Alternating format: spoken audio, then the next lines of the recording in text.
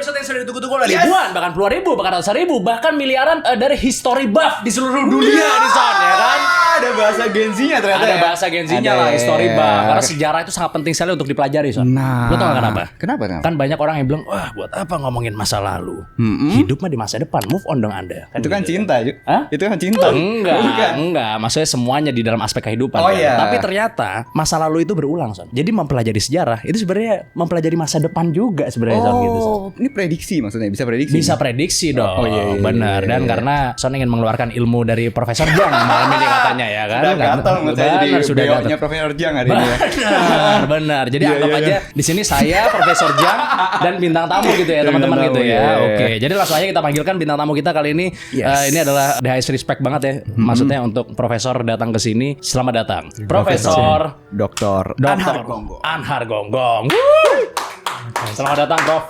Terima kasih. Terima kasih banyak sudah menyempatkan waktunya datang sini ya, Prof. banyak. Karena anak muda banyak banget nih sekarang nih ternyata yang mulai mau belajar sejarah gitu. Syukurlah. Karena katanya sejarah berulang ya, Prof. Ada yang berulang, ada yang perangnya berulang. Tapi, Nah. tapi yang berbeda kan orangnya. Oh iya. Iya kan sekarang perang Iran itu ya generasi sekarang, padahal Iran itu kerjanya memang dikebukin sejak dari dulu.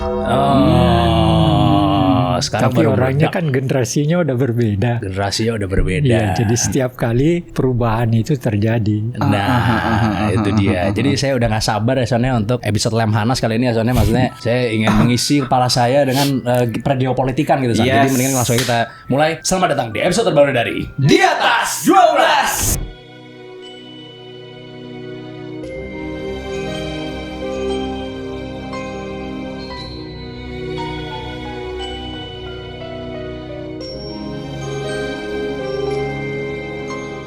Sebenarnya apa sih alasan Amerika mulai perang dengan Iran? Ketika saya kuliah bersama dengan Profesor Dr. Mukti Ali, Menteri Agama zaman Pak Harto, Oke. saya cuma berdua muridnya, yang lain tidak tahan dengan sinismenya, saya sendiri yang bertahan. Dia ngomong pada saya begini satu ketika, Har, sebenarnya kita ini percuma belajar terlalu panjang tentang Palestina dan Timur Tengah. Kenapa, Prof? Ya kan sederhana aja. Makin kamu dalami peristiwa yang terjadi di Timur Tengah, yang kamu minum itu adalah minyak. Maksudnya ujung-ujungnya selalu minyak gitu, Bro. Selalu minyak. Apa yang terjadi sekarang kan juga minyak. Sebenarnya Trump itu tujuannya tujuan ekonomi juga. Iya. Iya kan? Iya. Jadi sampai sekarang persoalan Palestina itu tidak bisa dilepaskan dengan persoalan ekonomi khususnya minyak. Itu makanya Hormuz itu penting sekali karena kan sekitar 20-25% dari minyak dunia kan lewat di situ. Betul. Iya. Jadi kalau ditutup oleh Iran, berapa banyak yang habis? Benar. Kan itu persoalannya. Iya. Jadi simple, tapi persoalannya simple itu menjadi rumit oleh karena Iran itu dikelilingi oleh orang-orang Arab, negara-negara Teluk itu yang dikuasai oleh Amerika. GCC ya? Iya, semua 15 beberapa negara kecil walaupun penduduknya ada yang tidak sampai 1 juta, tapi menjadi pangkalan Amerika kan? Iya, betul. Kan persoalannya. Jadi ketika Iran diserang oleh Israel, lalu mereka mengatakan jangan menyerang Teluk, ya nggak mungkin. Kan itu punya Amerika. Iya. Dari sana Amerika, dari pangkalannya Amerika kan, makanya Iran mendahului mereka. Iya. Kan persoalannya itu siapa yang lebih dahulu. Iya. Benar. Kan ada teori juga yang bilang katanya sebenarnya Trump nggak mau melakukan itu, tapi karena his hands are tied katanya, karena paksaan dari Israel akhirnya dia bisa melakukan terjadi, itu. bisa Mungkin nggak, terjadi, Bro? bisa aja. Karena kan Trump itu kan pedagang. Dia bukan sebenarnya dasarnya kan dia bukan militer. Bukan. Dia adalah pedagang kan. Bisnis. Nah pikirannya kan pikiran dagang. Bener. Kemanapun Angga melihat Trump itu, yang dituju sebenarnya adalah persoalan ekonomi. Ya dia mengancam Greenland, kan persoalan ekonomi juga. Betul. Iya kan. Terus Venezuela ya. Venezuela juga ekonomi, minyak juga iya, itu. Minyak. Tapi yang saya bingung Prof, kalau Iran ini kan ada kemungkinan ekonominya Amerika malah hancur gitu kan. Ada kemungkinan itu kan tapi dalam perang ini gitu. Ketika terus diprosit perangnya yang sekian akan Ya, panjang. dua-duanya akan mengalami kesulitan. Cuma ketahanan psikologi historisnya yang berbeda. Oke. Amerika itu sebenarnya dalam perang tidak pernah menang, ya kan? Sama Vietnam kalah. Vietnam kalah, Afghanistan kalah. Nah, Iran enggak. Iran itu hanya dipecundangi Amerika ketika dikuasai oleh Pahlavi, Reza Pahlavi. Itu kan itu minyaknya dibeli oleh Amerika. Iya. Nah, Raja Iran itu Pahlavi itu ya kerjanya cuma senang-senang aja. Ya kan? Karena minyaknya sudah dikuasai Amerika. Iya. Kan itu. Nah, tapi setelah Pahlavi jatuh sejak tahun 79 keadaannya berbeda. Karena yang memerintah adalah mullah-mullah itu kan.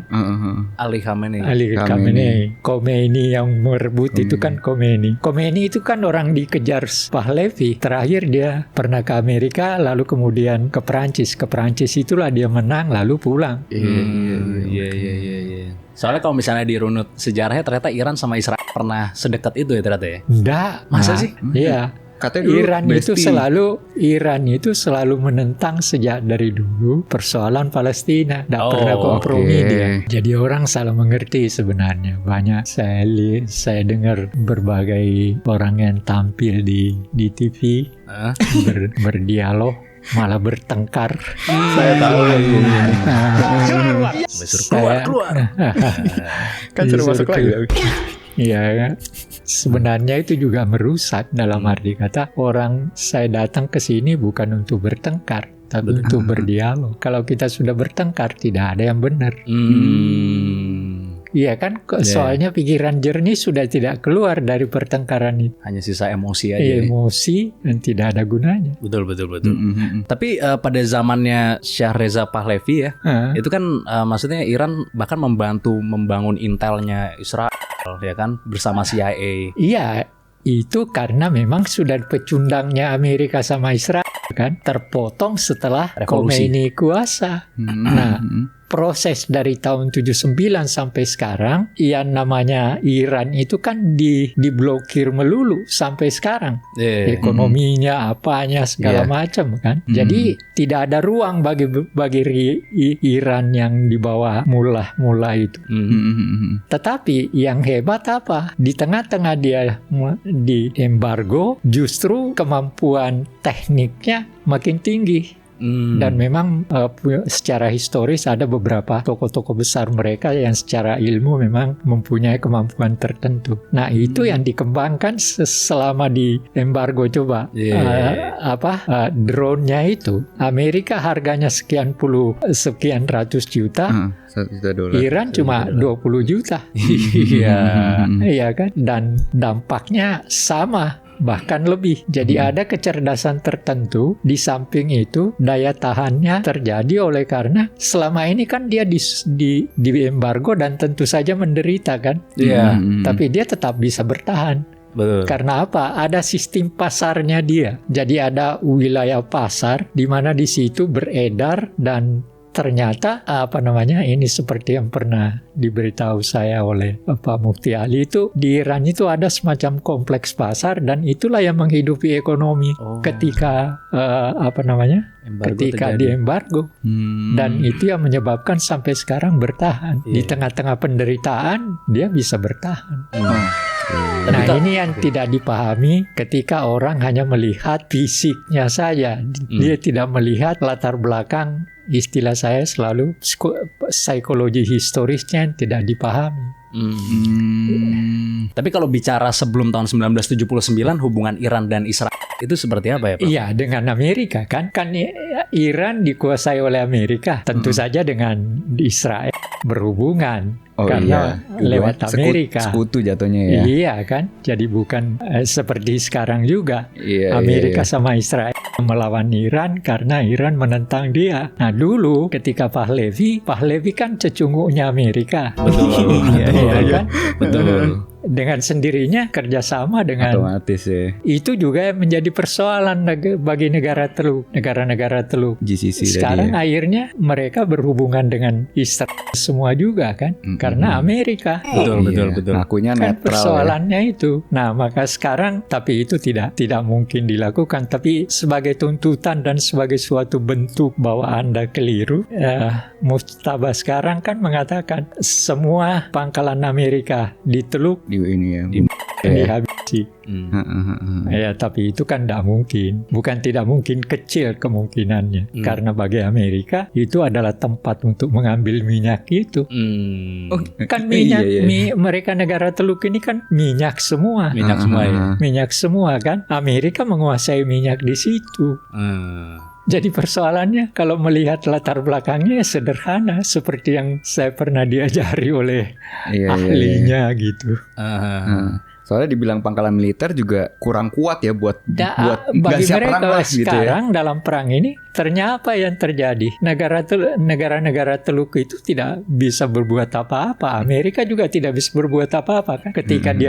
Ketika Iran mengebom mereka, apa Amerika memberikan bantuan apa? Kan habis juga. Amerika nggak bisa berbuat apa-apa. Ada kapal perangnya, kapal induknya. Yang lucu apa? Salah satu kapal induknya itu apa? Seluruh toiletnya 600 toilet rusak semua.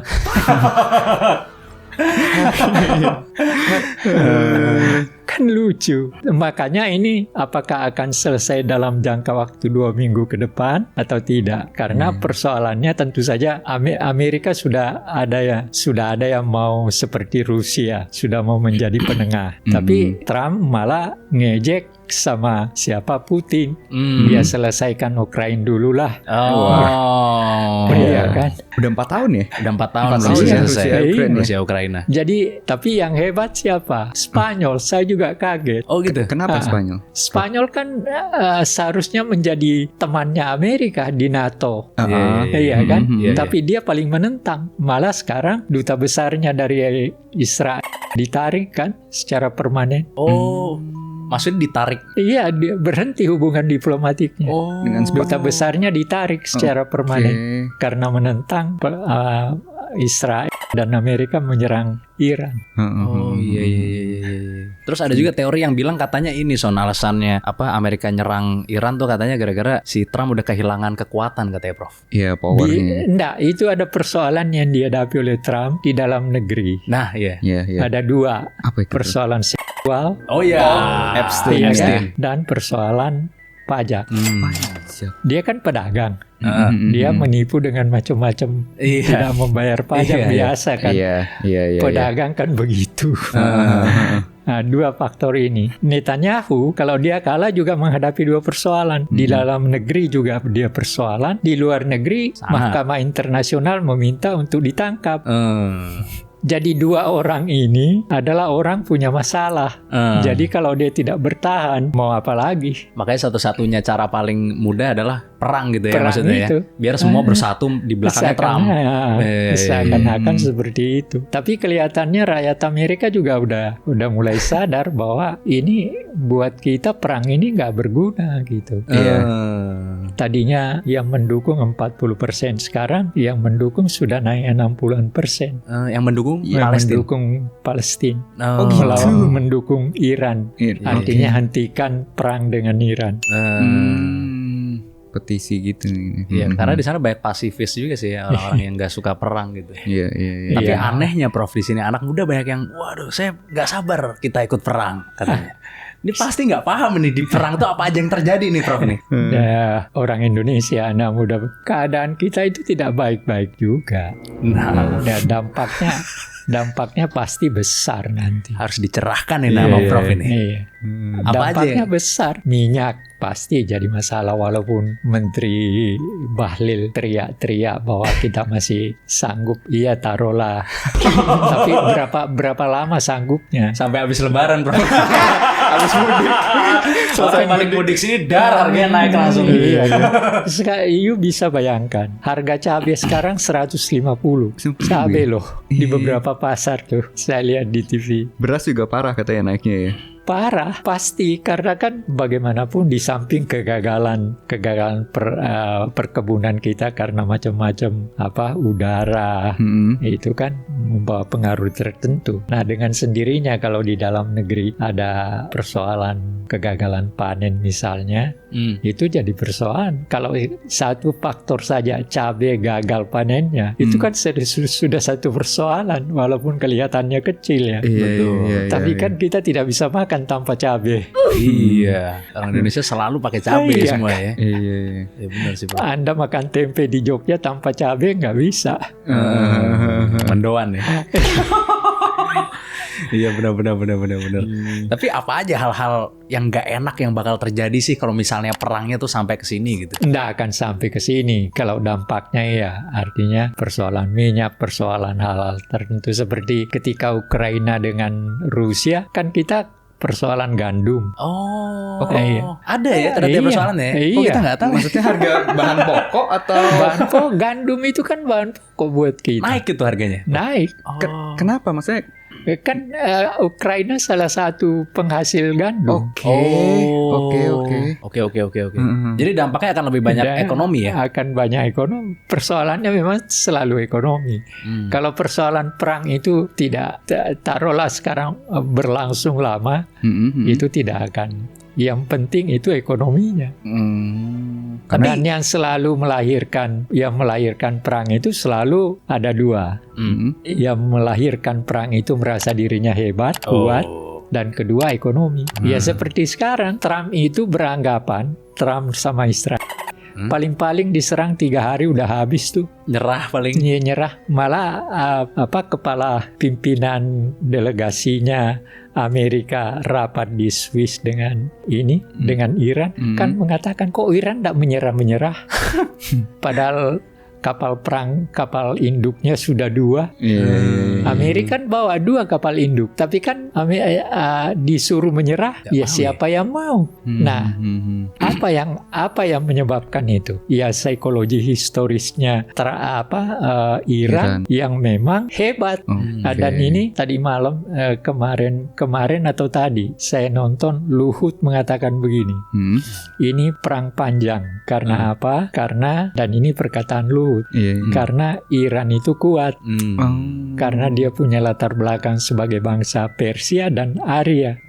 Itu pengakuan Luhut, dan disampaikan dalam rapat kabinet. Dan dia kalau begitu dia sadar bahwa kita akan mengalami kesulitan nih. Tapi kan kita masih dukungnya itu sebelah. kan kita kelihatannya condong ke blok barat nih kayaknya nih, kan? Prof. Bener nggak sih? Kita join ke Board of sebenarnya Peace, ya kan? Itu kan cuma mungkin strateginya Prabowo. Gitu. Karena kalau dalam pengertian langkah politik kita, politik luar negeri kita itu bebas dan aktif. Ya betul. Istilah ini adalah istilah yang digunakan oleh Bung Hatta ketika dia jadi Perdana Menteri. Dan itu dipakai sampai sekarang. Persoalannya di situ kan. Memang ada yang beranggapan seakan-akan kita sudah condong karena kita masuk Dewan Keamanannya yang dibentuk Trump. Kita termasuk di dalamnya. Saya melihat memang itu ada kesulitan kalau Prabowo kan Pakistan sudah menelpon dia untuk mendekati mau ke Iran. Saya bilang keliru lagi. Kenapa mesti ke Iran lah? Iran yang diserang, masa Iran yang didatangi untuk disuruh macam-macam? Harusnya Pak Perdana Menteri Pakistan mengajak kepada Presiden Prabowo untuk datang ke Trump, bukan ke Iran. Kan yang mulai perang siapa? Trump kan, kenapa mesti ke Iran? Ya Iran sudah menyatakan, duta besarnya Iran di sini sudah mengatakan ketika mendengar bahwa Indonesia mau ini, kami tidak mau berunding lagi karena ternyata kita berunding justru kita diserang. Tapi kalau seandainya Indonesia harus memihak, kemana yang paling pilihan terbaik Ya, kalau menurut kalau Prof? tidak bisa memihak, kalau Tidak akan. berdasarkan karena berdasarkan dasar ideologis kita tidak boleh memihak kepada sesuatu terkecuali kalau itu menguntungkan kita juga. Kan bebas dan aktif. Betul. Iya kan? Aktif di situ kalau menguntungkan kita. Kita tidak sekedar bebas, tapi kita akan bebas untuk melakukan sesuatu dalam arti kata positif, menguntungkan kita. Berarti tidak akan ada skenario maksudnya Indonesia harus memihak gitu di masa depan. Dia tidak bisa. Nggak mungkin Nah, gitu di situ kekeliruan bukan kekeliruan ya, langka. Kan Presiden Soekarno dianggap dulu memihak ke Cina dan Uni Soviet. Nah, tapi ada dasarnya Soekarno ketika itu. Dasarnya Soekarno adalah kita mau begitu kan Soekarno begini. Jadi ini juga perlu diketahui. Soekarno itu 20 tahun presiden tapi sebagai penguasa hanya sekitar 6-5 tahun. Yaitu tahun 60 sampai jatuh. Begitu dia naik tahun 60, maka segera dia akan mengatakan ambil Irian Barat. Nah, jadi Soekarno itu dalam pikirannya Irian Barat harus menjadi wilayah republik. Amerika, Eropa Barat tidak mau membantu kita. Akhirnya larinya ke Uni Soviet, Rusia. Maka semua senjata yang kita miliki untuk mengambil Irian Barat itu adalah dari Uni Soviet dan Eropa Timur. Maka kita pernah menjadi negara terkuat di Asia. Tetapi yang lucu apa? Yang menyelesaikan persoalan Irian itu Kennedy. Oke. Sehingga tidak jadi diserang kan? Iya. Tapi bisa karena ada situasi yang berubah, yaitu di Amerika terjadi perubahan pergantian presiden dari Eisenhower ke Kennedy. Iya. Nah, lalu duta besar Amerika di sini Howard Jones itu memberitahu kepada Kennedy jangan ini baik-baiklah dengan Soekarno. Akhirnya Soekarno datang ke Amerika kan, kaget Kennedy. Iya. Nah, dari proses itu akhirnya Kennedy lewat bunker ada diplomasinya bekerja sama dengan PBB, Belanda dipaksa serahkan atau pilihannya tidak serahkan kepada Indonesia Irian itu atau tidak dibantu dengan Marshall Plan. Oke, Marshall Plan. Tapi jadi berputar. Tapi saya masih penasaran, Prof. Kayak misalnya perangnya berkelanjutan nih ya kan. Ini panjang lah, perang panjang. Dan tadi kan bebas aktif kan Indonesia yang politiknya. Kalau misalnya posisinya sekarang gitu, misalnya perangnya berkelanjutan, sebenarnya lebih menguntungkan kemana sih? Ke Barat atau ke Putin? Di dalam perang sebenarnya tidak ada yang menguntungkan. Semua sebenarnya abu semua. Iya. Pasti ada plus minusnya. Hasilnya abu semua. Mau memihak mana? Misalkan Trump ngambek abis itu, oh ya udah nggak ada, kamu dapat sanksi ekonomi deh, nggak bisa berdagang sama Amerika misalkan. Kalau nggak memihak. Ya, kita Presiden Prabowo kan selalu mengatakan kita ini negara besar, kita punya semua, ngapain kita menerima ancaman seperti itu?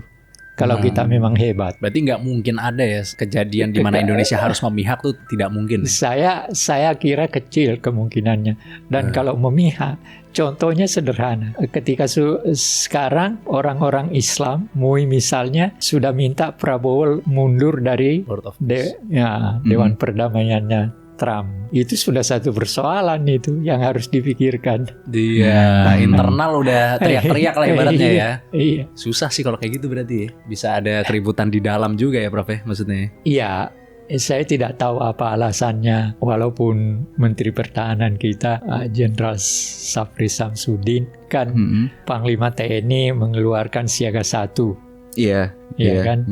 Lalu orang ribut juga walaupun. Nah tapi Safri katakan itu kan hal biasa. Itu untuk kepentingan di dalam negeri. Iya. Itu aja. Saya pikir juga siaga 1-nya buat ke negara gitu. Ternyata cuma ke internalnya TNI ternyata ya. Iya. Kena juga. Oh jadi itu sebenarnya siaga 1 di Indonesia itu sebenarnya buat ke TNI gitu ya? Iya, TNI untuk kepentingan di dalam negeri. Iya. Tadi pernyataan Safri begitu. Tapi kan jujur di Indonesia ini kan sering kan misalnya ada satu statement yang dilempar dulu, kemudian melihat respon rakyat gimana. Oh kalau rakyat gak marah-marah amat, kita proceed gitu. Enggak. Ini bukan salah satunya ya? Bukan. Oh. Saya melihat bahwa ini karena memang bisa terjadi juga, bisa ada sesuatu hal-hal tertentu yang bisa terjadi di dalam negeri akibat daripada dampak perang itu kan ada macam-macam dampaknya yang akan terjadi. Bisa aja ada golongan tertentu yang bisa melakukan sesuatu. Mungkin dari segi itu maka Panglima TNI mengambil jalan itu untuk memberikan kewaspadaan sebenarnya. Untuk memberikan kewaspadaan dalam situasi dunia secara global kacau seperti ini, maka kemungkinan dalam negeri kita bisa terjadi hal-hal tertentu. Nah, dalam konteks itulah maka tampaknya Panglima TNI memperingatkan kepada anak buahnya untuk siaga 1. Nah, dan kalau saya tidak salah dengar di TV, yang diminta itu sebenarnya siaga 1 ya paling tidak 1 batalion untuk bersiap. Oke.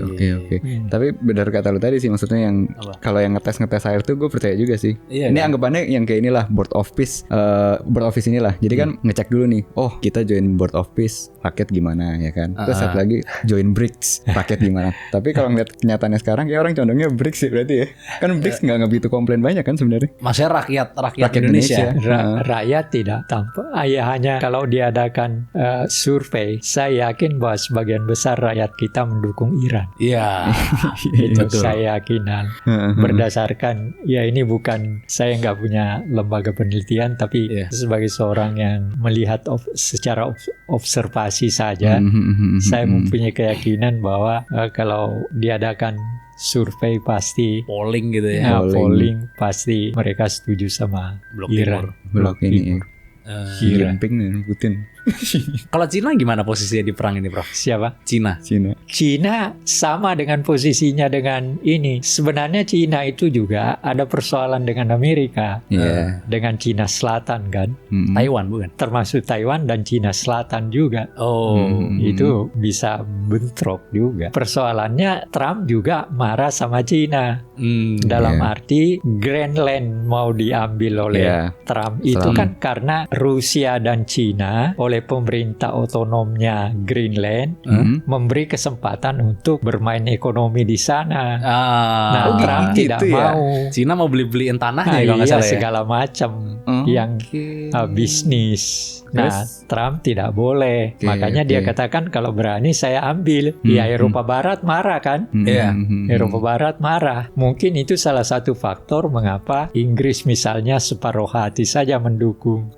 Prancis juga separuh hati. Yang sepenuh hati itu adalah Spanyol. Sepenuh hati menolak ya Spanyol. Menolak. Sepenuh hati menolak. Artinya malah duta besarnya dia dari Israel ditarik secara permanen. Kan karena Cina punya hubungan yang cukup panas juga sama Amerika. Kira-kira di perang ini ikut persoalan ekonomi juga kan? Betul, karena ekonomi. Karena ekonomi. Kayak mau ngegeser kekuatan ya Cina ya. Iya. Jadi kekuatan baru. Artinya Cina sekarang itu tidak bisa dianggap remeh lagi. Karena kekuatan ekonomi nomor 2 sudah Jepang udah kalah. Sekarang Cina itu kekuatan ekonomi nomor 2 setelah Amerika. Iya kan? Dia terkadang mengeluarkan pernyataan Taiwan. Dalam pikirannya Cina itu Taiwan punya saya. Iya. Dan memang secara kontrak emang harusnya udah kembali ke Cina ya dari lama ya Prof ya? Enggak, itu soalnya kan ketika Chiang Kai-shek kalah dari Cina, larinya ke situ, maka dia dirikan, didukung oleh Amerika. Maka selama Eisenhower menjadi presiden dan seterusnya, yang mewakili Cina di Dewan Keamanan PBB kan selalu Taiwan. Cina dan Amerika tidak pernah mengakui Cina di bawah Mao Zedong. Iya. Kan itu. Jadi seakan-akan yang mewakili Cina, seluruh Cina itu adalah Taiwan. Ini zamannya Mao Zedong ya?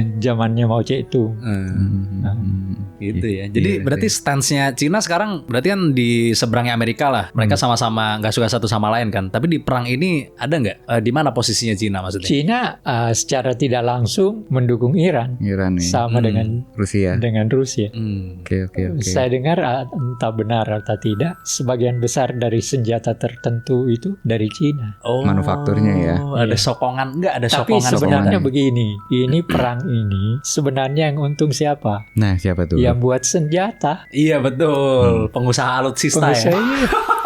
Iya, cuma mereka-mereka doang udah. Iya, dan itu juga kemungkinan dikuasai oleh Trump, Iya. keluarganya Trump, bisa terjadi. Kita kan nggak tahu. Kemarin soalnya ada beredar berita katanya sebelum Trump nyerang Iran, itu anaknya si Trump itu beli minyak 30 juta dolar Bisa Baron aja. Trump. Bisa aja. buat trading kayaknya. Iya, bisa. Gila sih di trading ya. Nah, namanya pebisnis.